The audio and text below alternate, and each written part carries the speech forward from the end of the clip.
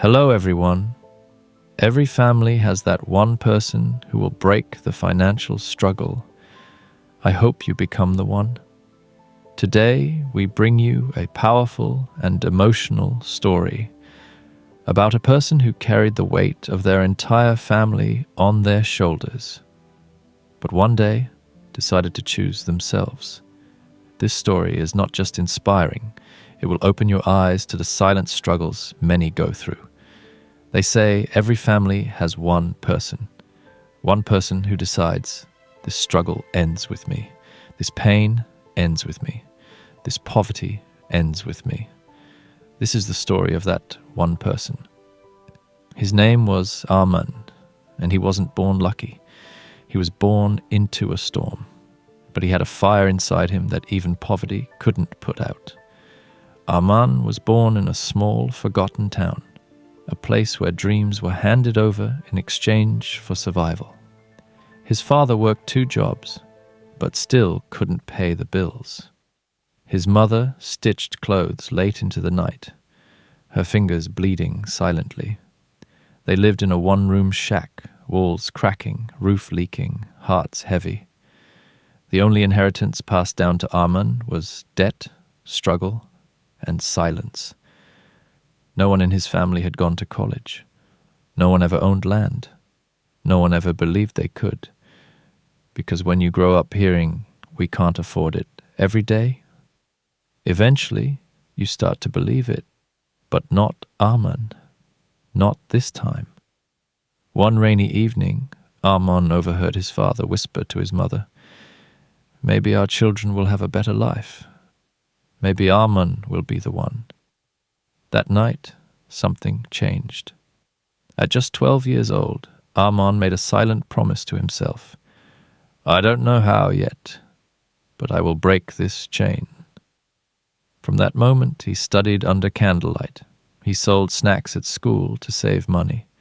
He fixed shoes, washed cars, carried bricks, anything that kept his dream alive.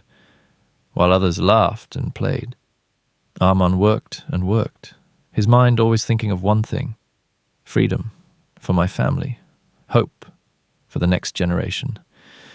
At 17, Armand got a scholarship to a city university. His mother cried when he left. "Don't forget us," she whispered. He didn't. But city life was brutal. He worked night shifts at a factory, studied by day, and slept on floors. He often went hungry so he could send a few rupees back home. There were nights he thought about quitting, nights he looked up at the city skyline and whispered, "Maybe I'm dreaming too big."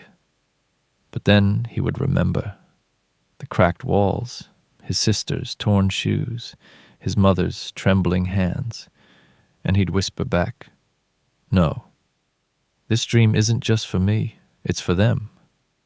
Years passed. After college, Armand landed a job. Small salary, big dreams, but unlike others, he didn't upgrade his lifestyle. He upgraded his mind. He read books on wealth. He studied investments. He learned how money works. He didn't chase fast cash. He built slow, solid assets. He started a side hustle, tutoring kids, then a small online business, then investments. Within 7 years, he paid off his father's debts. He bought his parents their first home. He sent his sister to college. He funded food for 50 children in his hometown. And for the first time in 3 generations, his family breathed in peace. One day, Armand returned to the village he once left with a suitcase and a promise.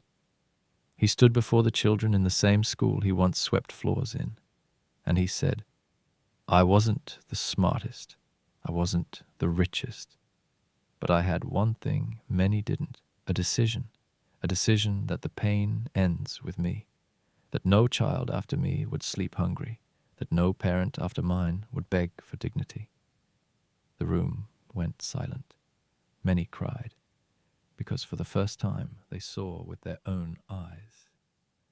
What happens when one person breaks the chain? Years later, Armand started a foundation to help underprivileged youth become entrepreneurs. He called it The First One. a tribute to everyone brave enough to be the first to rise in their bloodline. He knew not everyone could hand down wealth, but every person could hand down courage. Every family has one person who chooses to stop the suffering, one person who chooses to learn, rise, and lead, one person who becomes the bridge from poverty to prosperity. That person is not born. They are forged through fire, through fear, through faith, and maybe, just maybe, you are that one person in your family. You are the one who will break the chain. So when life pushes you down, remember the silent whisper of your ancestors. I hope you become the one.